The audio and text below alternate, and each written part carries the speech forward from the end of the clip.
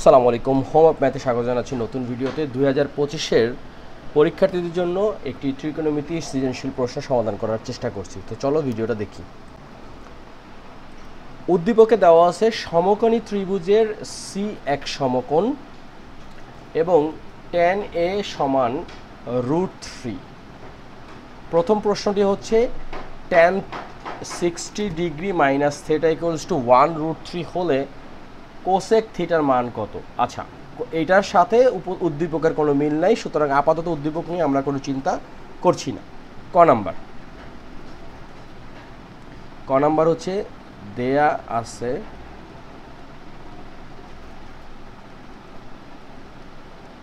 tan 60 degree minus theta equals two 1/√3।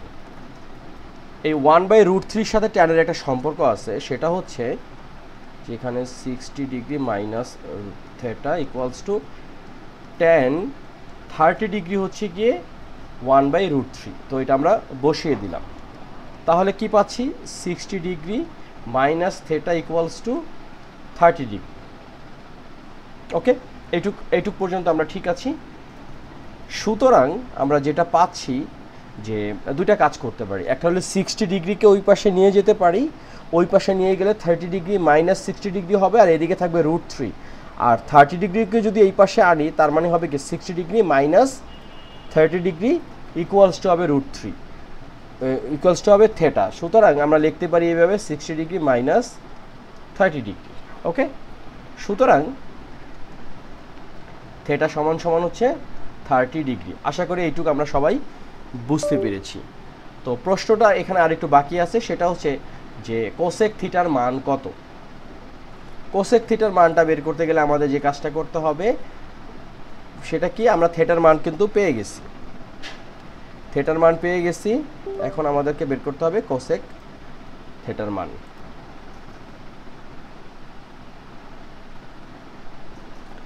সুতরাং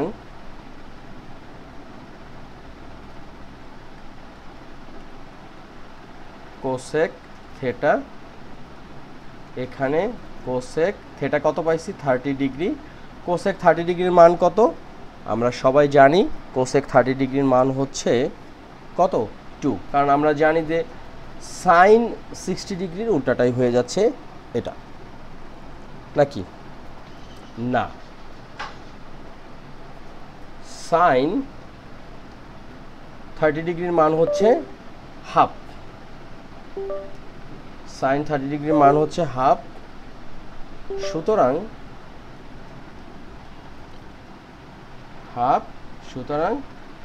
cosec 30 degree হয়ে যাচ্ছে জাস্ট উল্টা 2। তো এইটুকু আমরা সবাই বুঝতে পেরেছি। এই কেন সাইন কথাটা আনলাম, কারণ হচ্ছে যে সাইন আর কসের মানটাই সাধারণত সবাই মনে রাখে, এবং এইটুক মনে রাখলে আমাদের এনাফ। তো ক নাম্বারটা আমাদের হয়ে গেল। এখন আমরা উদ্দীপকের আলোকে প্রমাণ করতে হবে এই যে বীজগাণিতিক রাশিটা আছে, এটা বের করতে হবে। চলো এটা করে ফেলি।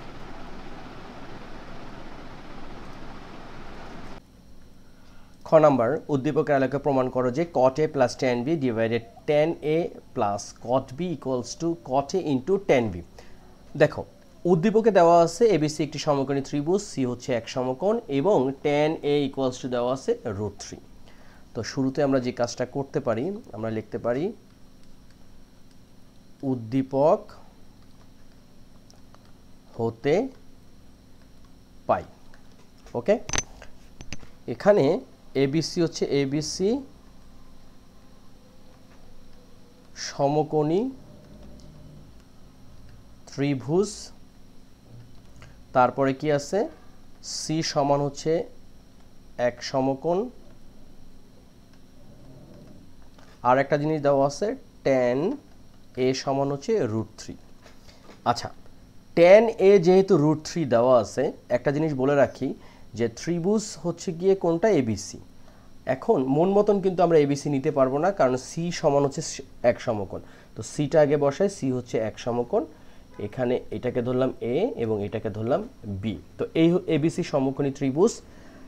এখন লক্ষ্য করো যে উদ্দীপকে tan a সমান √3 দেওয়া আছে, এ কোণের সাপেক্ষে কিন্তু মানটা দেওয়া আছে। দেখো এই যে এ দেওয়া আছে, এই যে এ কোণের সাপেক্ষে দেওয়া আছে হচ্ছে গিয়ে tan a ইকুয়ালস টু √3।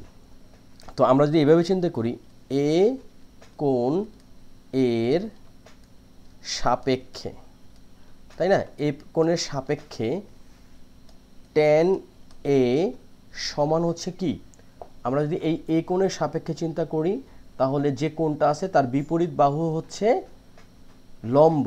তো এ কোণের সাপেক্ষে আমরা যদি লিখি এইভাবে, লম্ব ডিভাইডেড ভূমি, লম্ব ডিভাইডেড ভূমি।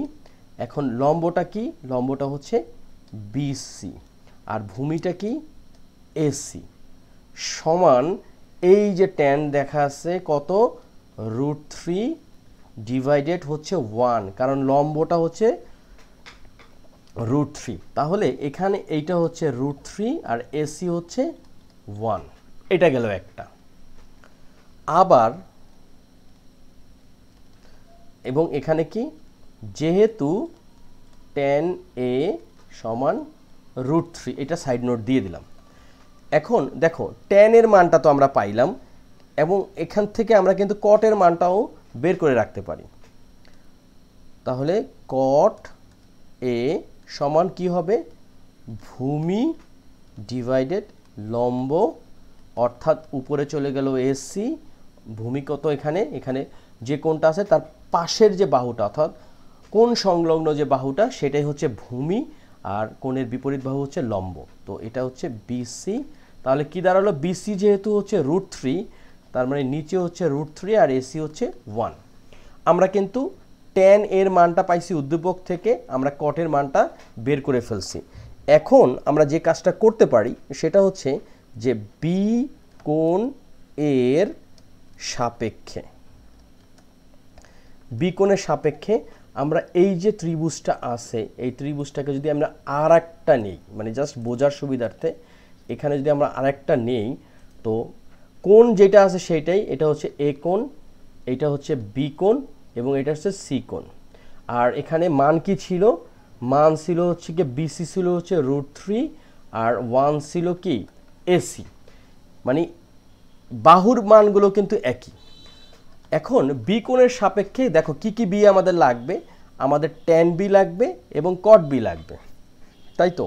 তো আমরা প্রথমে যেটা করতে পারি যে tan বি সমান হচ্ছে, tan মানে কি লম্ব ডিভাইডেড ভূমি।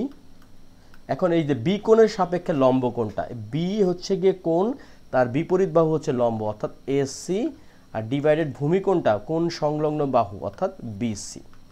তো এখানে এসি কত, এসি হচ্ছে 1 আর বিসি হচ্ছে √3, তার মানে tan বি সমান আমরা কি পাইলাম 1/√3। তাহলে cot বি কি পাবো, cot বি আমরা এইভাবে সহজে লিখতে পারি, cot বি সমান হচ্ছে 1/tan বি, যেহেতু আমরা জানি যে cot ইকুয়ালস টু 1/tan। আর সুতরাং এটাকে কি করতে পারি আমরা, এই যে 1 ডিভাইডেড tan বি অর্থাৎ 1 ডিভাইডেড 1/√3, সুতরাং এটাকে আমরা লিখতে পারি 1 × √3/1, অর্থাৎ cot বি সমান হচ্ছে √3। তো দেখো আমরা চারটা মান কিন্তু পেয়ে গেলাম। এক নাম্বার হচ্ছে গিয়ে আমরা tan এর মান তো উদ্দীপকে দেওয়া আছে, এটা আমরা একটা পাইলাম, cot এর মানটা বের করছি, তারপরে হচ্ছে tan বির মানটা বের করছি এবং cot বির মানটাও বের করছি। এখন এই মানটা সুন্দর করে আমরা যে কাজটা করতে পারি, আমরা এই লেফট হ্যান্ড সাইড বা রাইট হ্যান্ড সাইড দুটাতে বসিয়ে দেখতে পারি যে ঘটনাটা কি দাঁড়ায়। তাহলে আমরা লিখতে পারি বাম পক্ষ, তাই না, বাম পক্ষ। বাম পক্ষে কি আছে, শুরুতে যেটা আছে সেটা হচ্ছে গিয়ে আমরা একটু দেখে নেই যে cot a plus tan b আর নিচে হচ্ছে tan a plus cot b. তাহলে আমরা লিখি যে cot a plus tan b আর নিচে হচ্ছে tan a plus cot b. Okay, এইটুক ঠিক আছে। এখন মানটা আমরা বসাই, cot এ কি পাইছি, cot এ পাইছি 1/√3, 1 ডিভাইডেড √3 প্লাস tan বি কি পাইছি, tan বি পাইছি হচ্ছে গিয়ে এখানেও 1/√3, এইটা পাইছি। এছাড়া আর কি পাইছি আমরা, নিচে tan a, tan এর মান এই যে উদ্দীপকে দেওয়া হয়েছে √3 প্লাস cot বি কত পাইছি, cot বি পাইছি হচ্ছে এটার ক্ষেত্রেও আমরা পাইছি হচ্ছে √3। ওকে, এখন আমরা যদি একটু লসাগু করি, দেখো যে এই নিচেরটা হয়েছে কি 2√3, আর এখানে আসতেছে √3। যদি লসাগু করি তাহলে 1 + 1। ফাইনালি আমরা যেটা পাইলাম সেটা হচ্ছে গিয়ে 2√3, তাই না, ইন্টু 1/2√3। ওকে, তো ফাইনালি যেটা হইলো সেটা কি, এই 2 আর 2 কাটা, এবং এখানে 1/√3² সমান হচ্ছে 1/3। এটা আমরা পাইছি। কোথায় পাইছি? বাম পক্ষে পাইছি। এবার দেখি ডান পক্ষে এই জিনিসটা আসে কিনা। ডান পক্ষ কি দেওয়া আছে? ডান পক্ষতে এটা দেওয়া আছে হচ্ছে cot A × tan B। তো আমরা একটু লিখে ফেলি, cot A × tan B। cot A কত পাইছি? cot A পাইছি হচ্ছে 1/√3 ইন্টু tan B কত পাইছি? tan B পাইছি 1/√3। তো লক্ষ্য করো 1 আর 1 গুণ করলে 1, আর √3 কে √3 দ্বারা গুণ করলে √3², অর্থাৎ 1/3। দেখো যে আমাদের বাম পক্ষ, আমাদের এই যে বাম পক্ষ আর ডান পক্ষ কিন্তু মিলে গেছে। সুতরাং আমরা লিখতে পারি, সুতরাং বাম পক্ষ সমান ডান পক্ষ, প্রমাণিত। খুব সহজেই কিন্তু আমরা অঙ্কটা করে ফেললাম। তো ক এবং খ আমাদের হয়ে গেল। এবার আমরা গ নাম্বার অঙ্কটা করব। গ নাম্বারে দেওয়া আছে a কোণ সমান m + n, b কোণ সমান m - n হলে m ও n এর মান নির্ণয় করো। তো এক্ষেত্রে a কোণ আর b কোণ যেহেতু আছে, সুতরাং আমাদেরকে ওই যে সমকোণী ত্রিভুজটা ছিল ওইটা আবার আঁকতে হচ্ছে। তো দেখো আমাদের এটা হচ্ছে c কোণ 90 ডিগ্রি, এটা আমরা ধরছিলাম a, এটা ধরছিলাম b, এইটা হচ্ছে a কোণ কত? m + n, আর b কোণটা হচ্ছে m - n। এইটুক পর্যন্ত আমরা সবাই বুঝতে পারছি। তো আমরা যদি এখানে এইভাবে আবার লিখি, গ নাম্বার, যে উদ্দীপক হতে পাই, সেটা কি? সেটা হচ্ছে ত্রিভুজ এ বি সি সমকোণী ত্রিভুজ। 2 নাম্বার হচ্ছে গিয়ে সি সমান হচ্ছে এক সমকোণ। এছাড়া আরও একটা জিনিস দেওয়া আছে, সেটা হচ্ছে গিয়ে tan A সমান হচ্ছে √3। ওকে, এখন আমরা যে কাজটা করতে পারি সেটা হচ্ছে যে দেখো যে যেহেতু এবিসি একটি সমকোণী ত্রিভুজ, আর একটা ব্যাপার হচ্ছে যে সি কোণ হচ্ছে 90 ডিগ্রি, আর আমরা সবাই জানি যে ত্রিভুজের 3 কোণের সমষ্টি হচ্ছে 180 ডিগ্রি। তো এই 180 ডিগ্রির মধ্যে সি কোণ না হয় 90 ডিগ্রি, তো এ কোণ আর বি কোণ কত, এটা আমরা কিভাবে বের করতে পারি?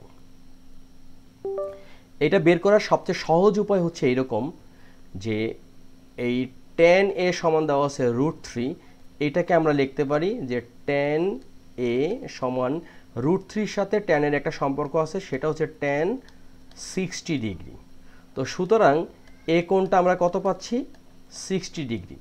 তো দেখো যে একটা কোণ যদি হয় 60 ডিগ্রি, একটা কোণ যদি হয় 90 ডিগ্রি, তো স্বাভাবিকভাবে বি কোণটা কিন্তু আমরা বের করতে পারবো, যেহেতু ত্রিভুজের 3 কোণের সমষ্টি হচ্ছে 180 ডিগ্রি। তো সুতরাং আমরা লিখতে পারি যে তাহলে এ কোণ প্লাস বি কোণ প্লাস সি কোণ সমান হচ্ছে 180 ডিগ্রি। আমরা এখানে একটা সাইড লিখবো, যেহেতু ত্রিভুজের 3 কোণের সমষ্টি কত? 180 ডিগ্রি। তো এইমাত্র আমরা এ কোণ বের করলাম কত? 60 ডিগ্রি। বি কোণ কত আমরা জানি না, সি কোণটা হচ্ছে 90 ডিগ্রি, আর এখানে 180 ডিগ্রি। বা বি কোণ সমান আমরা কি করতে পারি? এই যে 180 ডিগ্রি 90 আর 60 হচ্ছে 150 ডিগ্রি। এই 150 ডিগ্রিতে যদি আমরা পক্ষান্তর করি এভাবে দাঁড়াচ্ছে। তো সুতরাং বি কোণটা হচ্ছে 30 ডিগ্রি। 180 থেকে 150 বাদ দিলে আমরা পাচ্ছি হচ্ছে 30 ডিগ্রি। তো দেখো এ কোণ 60 ডিগ্রি আমরা পাইছি, বি কোণ 30 ডিগ্রি পাইছি। আর উদ্দীপকে কী দেওয়া আছে, এ কোণ হচ্ছে এম প্লাস এন আর বি কোণ হচ্ছে এম মাইনাস এন। এখান থেকে আমাদের এম ও এন এর মান বের করতে হবে। তাহলে আমরা লিখতে পারি এইভাবে যে প্রশ্ন মতে এ কোণ সমান হচ্ছে এম প্লাস এন, বা এর মান কত 60 ডিগ্রি সমান এম প্লাস এন। ওকে, সুতরাং আমরা এটাকে আমরা একটু এইভাবে লিখতে পারি যে M plus N equals to 60 degree. এটাকে কি করলাম, আমরা ধরলাম সমীকরণ 1। এছাড়া আমরা এখানে করতে পারি কি, বি কোণ সমান কত কি দেওয়া আছে, এম মাইনাস এন, বা বি কোণ আমরা কত বের করছি এখানে, এটা হচ্ছে গিয়ে এটা হবে হচ্ছে 30 ডিগ্রি, এখানে কোণের সাইন না, এটা হবে 30 ডিগ্রি। বি কোণ হচ্ছে 30 ডিগ্রি সমান হচ্ছে এম মাইনাস এন। তাহলে আমরা লিখতে পারি সুতরাং এম মাইনাস এন সমান হচ্ছে 30 ডিগ্রি। এটাকে আমরা ধরলাম সমীকরণ 2। তো এখন 1 আর 2 যদি আমরা যোগ করি, যে সমীকরণ 1 ও 2 যোগ করে পাই, তাহলে কি দাঁড়াচ্ছে, এম প্লাস এন সমান হচ্ছে 60 ডিগ্রি, এম মাইনাস এন সমান হচ্ছে 30 ডিগ্রি। আমরা যদি যোগ করি তাহলে কি আছে, এন প্লাস 1 প্লাস এন আর মাইনাস এন কাটা, অর্থাৎ এখানে পাচ্ছি 2m সমান 90, 60 আর 30 হচ্ছে 90 ডিগ্রি। সুতরাং এম এর মান কত, সুতরাং এম সমান হচ্ছে 90 ডিগ্রি ডিভাইডেড হচ্ছে 2, অর্থাৎ 45 ডিগ্রি। এটা আমরা পাইলাম এম এর মান। এখন যে কোনো একটা সমীকরণে আমরা যদি এম এর মানটা বসিয়ে দেই তাহলে কিন্তু আমরা এন এর মান পেয়ে যাব। সেটা কিভাবে, দেখো যে সমীকরণ 1 এ এম সমান 45 ডিগ্রি বসিয়ে পাই, তাহলে কি দাঁড়াচ্ছে, এম প্লাস এন সমান হচ্ছে 60 ডিগ্রি, বা এম এর মান হচ্ছে 45 ডিগ্রি প্লাস এন সমান হচ্ছে 60 ডিগ্রি, বা এন সমান হচ্ছে 60 ডিগ্রি মাইনাস 45 ডিগ্রি, অর্থাৎ 15 ডিগ্রি। তো দেখো প্রশ্নে যে জিনিসটা বলছে যে এ কোণ সমান এম প্লাস এন, বি কোণ সমান এম মাইনাস এন হলে এম ও এন এর মান নির্ণয় করো। আমরা কিন্তু এম ও এন এর মান নির্ণয় করে ফেললাম। একটা হচ্ছে 45 ডিগ্রি আর একটা হচ্ছে 15 ডিগ্রি। তো এরই মাধ্যমে আমরা এই যে সৃজনশীল প্রশ্নটা, এটা খুবই গুরুত্বপূর্ণ 2025-এ যারা পরীক্ষার্থী তাদের জন্য।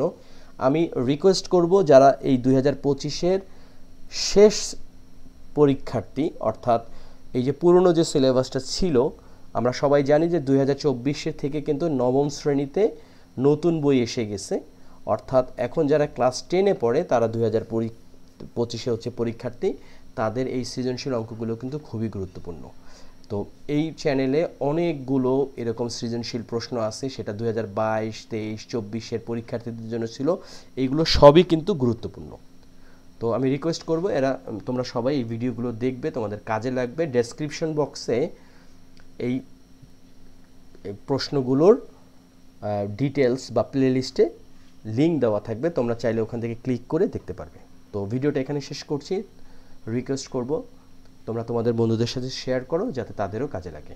আল্লাহ হাফেজ।